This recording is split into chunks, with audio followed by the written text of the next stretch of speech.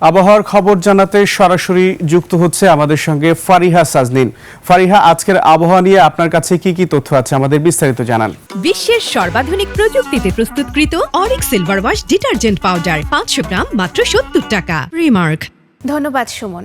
দর্শক, আজ 21 আগস্ট 2025 তারিখে দেশের সর্বশেষ আবহাওয়া তথ্য থেকে আমরা দেখতে পাচ্ছি খুলনা, বরিশাল ও চট্টগ্রামের অধিকাংশ জায়গায় এবং ঢাকা, রাজশাহী, রংপুর, সিলেট ও ময়মনসিংহের কোনো কোনো জায়গায় অস্থায়ীভাবে দমকা হাওয়া সহ হালকা থেকে মাঝারি বৃষ্টিপাত অথবা বজ্রসহ বৃষ্টিপাত হতে পারে।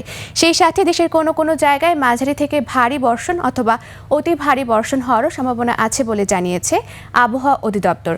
আজ সারা দেশের দিন ও রাতের তাপমাত্রা প্রায় অপরিবর্তিত থাকতে পারে।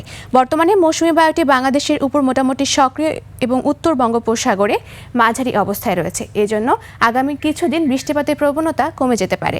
বর্তমানে বিশেষ কিছু অঞ্চলের তাপমাত্রা যদি আমরা দেখে থাকি তাহলে সিলেটে রয়েছে 28 ডিগ্রি সেলসিয়াস, ঢাকা, কুমিল্লা, খুলনা ও বরিশালে রয়েছে 26 ডিগ্রি সেলসিয়াস এবং রংপুরে রয়েছে 27 ডিগ্রি সেলসিয়াস। গতকাল সর্বোচ্চ তাপমাত্রা এবং সর্বনিম্ন তাপমাত্রা রেকর্ড করা হয়েছে ঢাকার নিকলি নামক স্থানে, যেখানে সর্বোচ্চ তাপমাত্রা ছিল 35 ডিগ্রি সেলসিয়াস এবং সর্বনিম্ন তাপমাত্রা 24.8 ডিগ্রি সেলসিয়াস। গত 24 ঘন্টায় ঢাকার সর্বোচ্চ তাপমাত্রা ছিল 31.5 ডিগ্রি সেলসিয়াস এবং সর্বনিম্ন তাপমাত্রা 26.2 ডিগ্রি সেলসিয়াস।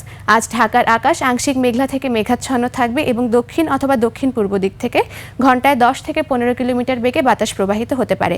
আজ সকাল 6টা অনুযায়ী ঢাকার বাতাসের আপেক্ষিক আর্দ্রতা নির্ণয় করা হয়েছে 96%। সেই সাথে আজ সূর্যোদয় হয়েছে ভোর 5টা বেজে 36 মিনিটে এবং সূর্যাস্ত হবে সন্ধ্যা 6টা বেজে 27 মিনিটে। দর্শক, এ ছিল আমাদের আজকের আবহাওয়ার তথ্য। ফিরে যাব সুমনের কাছে। সুমন। ফারিহা, আপনাকে ধন্যবাদ।